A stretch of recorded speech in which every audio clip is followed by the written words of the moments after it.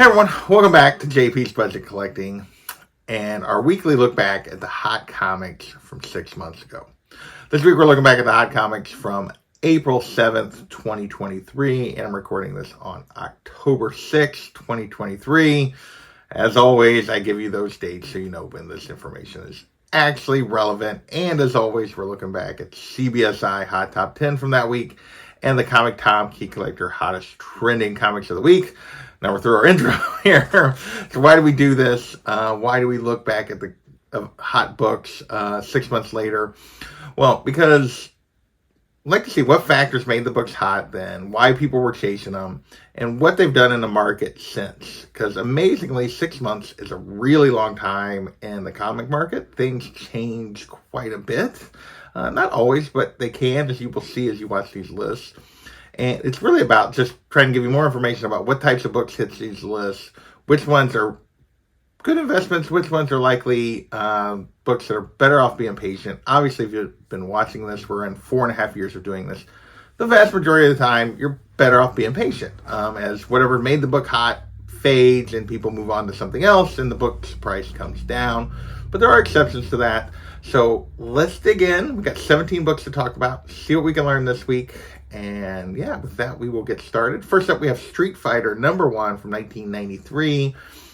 This hit the list because obviously it's been made into movies before and that kind of stuff. But Legendary now has the rights. So that caused, there was no announcement of a project, just news that they had changed, that the rights had changed hands, and now Legendary Pictures has the rights. So it caused the book to hit the list. Raw copies were going for $25, 9.8 hit 140.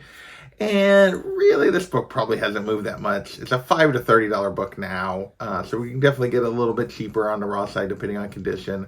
9.8, 125 to 175, right, which puts that 140 sale from back then right in the middle. So we're going to call this steady. I'll be back. There was no real reason to go out and get it back then. But yeah, you can do maybe a little better. Just depends on the sale. So. All right, next we have Alisios #1. This was optioned for an animated series on TBS. Something about Anthony Kiedis from Red Hot Chili Peppers producing this. But back then this was only a $4 to $10 book, so I was like, okay. I still said this and I'll be back because I didn't figure it would amount to anything anytime soon. Hasn't amounted to anything yet, but now it is trending at a $10 to $15 book, so it has bumped up a little bit. We're going to call this up and worth it. You can almost call it steady and worth it, but we're going to call it up and worth it. It has definitely, the higher end has moved a little bit from that first week when it hit the list. We'll see if this ever becomes a project or not. If you think about all the books, how many different projects have hit lists every week? Every week we have 2 to 3 option news things, and not many of them have actually come to fruition. So next we have Destiny New York #1. This was an option for the Tegan and Sarah show. I don't know what that is, but anyway, it was optioned. So it hit the list, $4 to $15 back then. Now it's basically a $5 book, a $4 book. We're going to call this down and I'll be back. It's very much on all the sales are on very much the low end. There's nothing going up toward 10 or 15 here. Everything is, $5 at the most. So, we'll call this a down and I'll be back on this one. Again, no additional news and nothing's happened with it. So nobody's chasing it currently. Next, we have Dungeons and Dragons Saturday Morning Adventures #1. So they were kind of relaunching a comic based off the old Saturday morning cartoon. This coincided with the cameo of these characters made in the Dungeons and Dragons movie.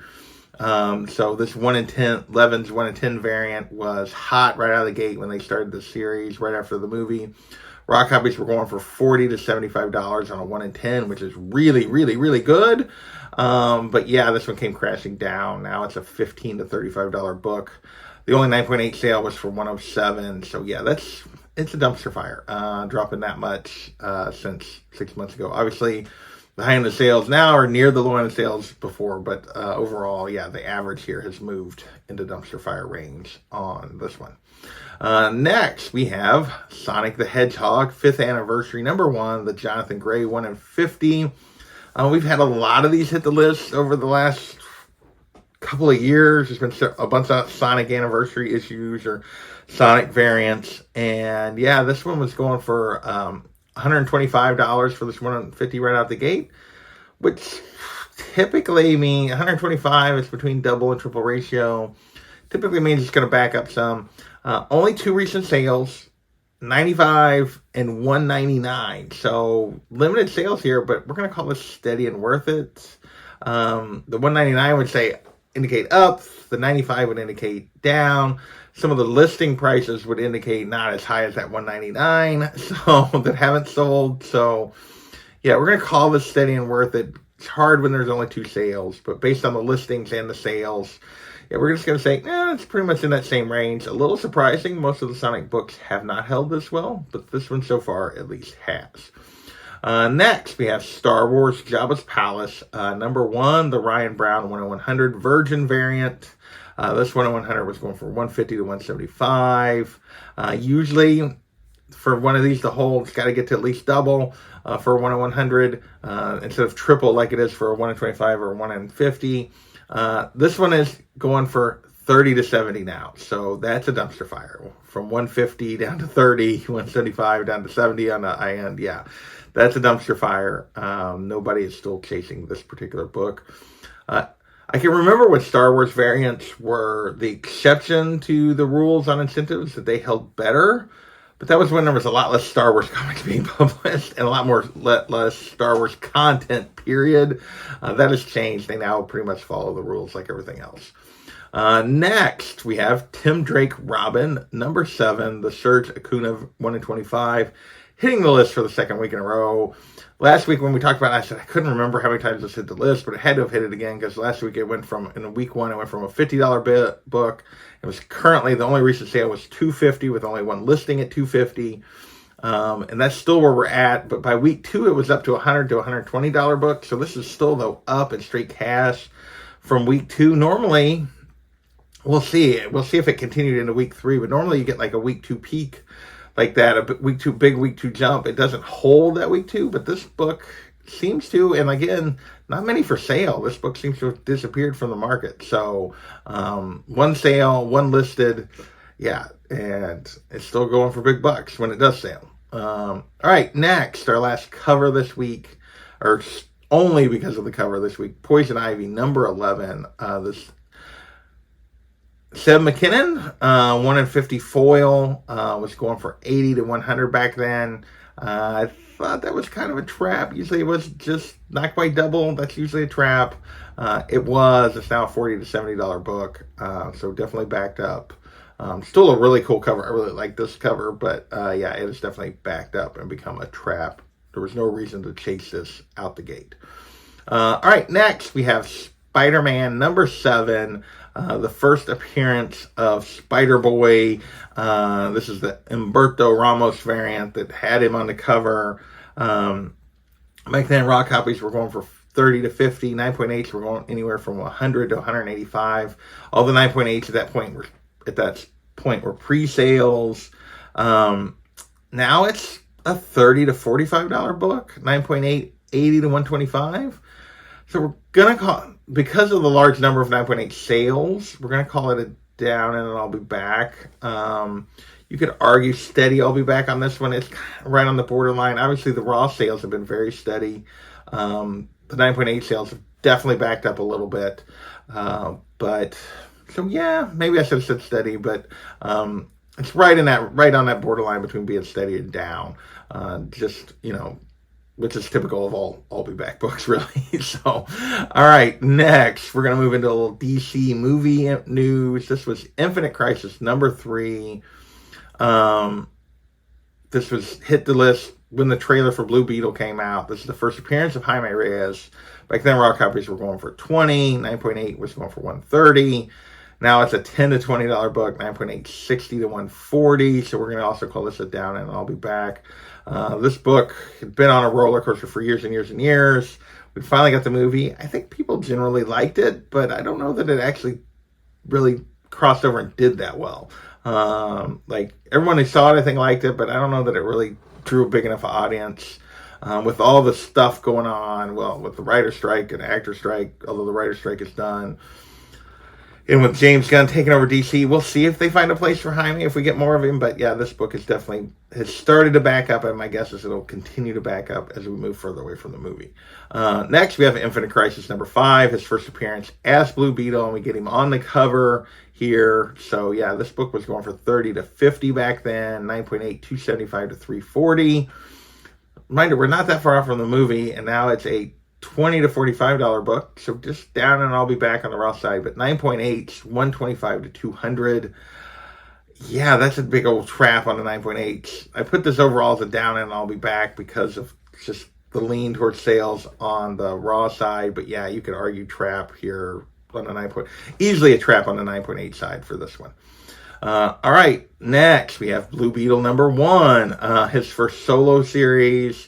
15 to 20 back then, 9.8 going for 200. Now 5 to 30. So you're like, oh, there's a range, but most of those sales are on the lower end. There was just a couple sales that were almost outliers that were up toward 30. Everything else was like 15 or below. But 40 to 150 though on a 9.8. So definitely a down. We're gonna call it an I'll be back. 9.8s are trap. Raws are pretty steady. That's kind of where we're coming at it from there. So that's why we're going with I'll be back on this one. But yeah, all three of these Blue Beetle books have already backed up. And I would expect over the next 6 months, they're going to back up more as we move further and further for the movie. Next, we have Secret Invasion #1, first issue of the storyline. This is all in the lead up to Secret Invasion, which was going to be this great next show everybody was hoping for. I think to say the reviews were mixed on it would be kind. Back then, raw copies were going for 5 to 30, 9.8 going for 140 to 150. Now it's a $10 to $15 book. Raw, no 9.8 sales recently. I mean, I enjoyed the show, but it wasn't great. It was solid, not great, and I think that's generally kind of how people felt, and it's definitely killed any real interest in this book. But I think even if it had been great, this book would have also fallen back too, because that's just what happens when you move after the movie. All right, with that, we're moving into all Star Wars stuff the rest of the way. We got 4 books left. Star Wars Dr. Aphra, #19, the Sprouse 50th anniversary variant, and the first cover appearance of Bo-Katan. This came out, this has been out for a little while, but with the Mandalorian show going on back then, I think we were wrapping up at that point, there was a little more interest in Bo-Katan. But raw copies were still only going for $4. 9.8s were up to 90, which is not a huge part. Now raw copies are 2 to 10, which is basically the same as those $4 sales before. 9.8s have backed up a little bit, 25 to 70. So overall, we're going to call this down, and I'll be back. Like Bo-Katan in the series, I enjoyed season 3. Again, solid but not great. Which I feel like it's been a lot of what's been going on at Marvel, and I think that's why a lot of people have been a little frustrated, because they haven't turned out anything great recently, I feel like. So, next we have Star Wars Kanan the Last Padawan, #1, first cameo appearance of Sabine, Hera, and Ezra, first appearance of Kanan. I feel like this is probably 180, 181 question, and I kind of lean toward this actually being it, but the market says otherwise. 20 to 60 on a raw copy, 250 to 300 on a 9.8 back then. With trailer and the show coming, I thought, oh, worth it. This book is going to be during the show. It's going to be worth it. No, it's down in a trap. It's a $30 to $60 book raw, which is the same. So you could argue steady there, but 9.8. 1 to 150. We're pushing dumpster fire right there. I'm putting it as trap because the raw copies have been so steady, but yeah, 9.8s have plummeted on this book, which is a little surprising, but there's a lot of them out there. A lot of people spec'd on this book. If you waited till the show, boy, you missed out on the time to sell on this one. Next, we have Star Wars Kanan the Last Padawan, #6, the first full appearance and cover appearance of Sabine, Hera, and Ezra, at least according to the labels. Raw copies back then, 80 to 150, 9.8, 450 to 500, and pretty much the same thing here. Not quite as big a drop on the 9.8 side, 40 to 125 for a raw. 275 to 350 for 9.8. Again, this is borderline trap territory. Well, it is a trap on the 9.8. The raws are doing again pretty much in the same range, backed up a little bit. We're going to call it down, and I'll be back again overall. But if you wanted to argue trap, like I gave this one, and I'll be back. I gave the first one a trap. You could argue they could both be trap or I'll be back, depending on how you wanted to argue it here. But the main thing is both of them are down, even with the show coming out. Well, I guess finishing up just this past week. Finally, we have Star Wars Heir to the Empire, #1, the first appearance of Grand Admiral Thrawn. Back then, raw copies were 100 to 600, 9.8, 12 to 15. Now, raw copies are 50 to 200, 9.8, 6 to 9. Again, with Thrawn being out right now, this book is turned into a trap. You will see some sales that are a little higher. You'll see 9.8 for like 15 and a $1,200 sale, which were in the same range. But those were newsstands, which was not what we were evaluating back then. So, yeah, they're a little bit higher. But, yeah, this book is backed up. All these books related to the Ahsoka show have backed up significantly, even though the show has literally been coming out during the time of the sales I was looking at. So, all right, that's this week's list. More down overall. At some point, I may have to stop doing this just because it's kind of depressing, but it's just good to know, like, patience pays when you're talking about this kind of market. The market has ebbs and flows, peaks and valleys. You want to be buying books when other people aren't talking about them. That's just the way the market works. So I want to thank you guys for watching, and we will catch you next time.